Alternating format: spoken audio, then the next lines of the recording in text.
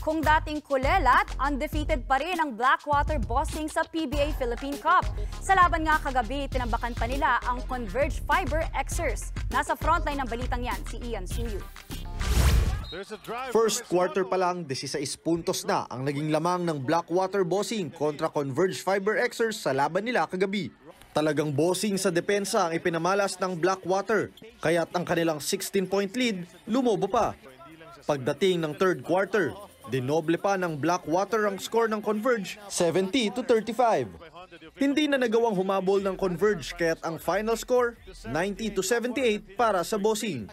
Wala pang talo sa tatlong laro ang Blackwater, habang kabaliktaran naman ang standing ng Converge na may 0-3. Ito rin ang unang beses na nakakuha ng tatlong sunod na panalo ng bossing mula noong 2019 Commissioner's Cup. Nanguna si Christian David para sa Blackwater sa likod ng 16 points at 5 rebounds.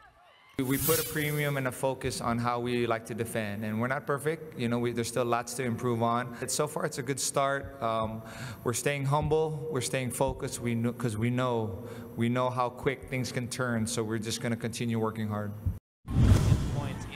Sa sumunod naman na laro, natakasan ng NLEX Road Warriors ang Meralco 99-96. Sa huling segundo ng laro, lamang ng 3 ang NLEX. Matapos ang magkakasunod na turnovers ng parehong koponan, sumablay ang panablasan ng 3 ni Chris Newsome. Bago yan, umabot pa sa 10 puntos ang lamang ng Meralco sa bandang 8-minute mark ng fourth quarter. Yun nga lang, biglang nag-init si NLEX star Robert Bolick at pinangunahan ng Road Warriors pabalik. Nagtala ng 26 puntos si Bolick, kabilang ang 16 noong huling yugto, bukod sa 8 rebounds at 4 assists. Nag-improve sa 2-1 ang win-loss record ng NLEX habang bumaba sa 1-2 ang standing ng Meralco. Buti na lang may Bolick kami. Isipin mo kung wala ito dito. I want to look at it as a team effort. Lahat may kanya-kanyang ambag. But syempre, medyo special ito. May pula sa noo, parang siopaw. Tuloy ang aksyon sa Philippine Cup sa Biyernes, March 8 sa Smart Araneta Coliseum. Unang maghaharap ang Northport Batangpier at Phoenix Fuel Masters ng 4:30 p.m.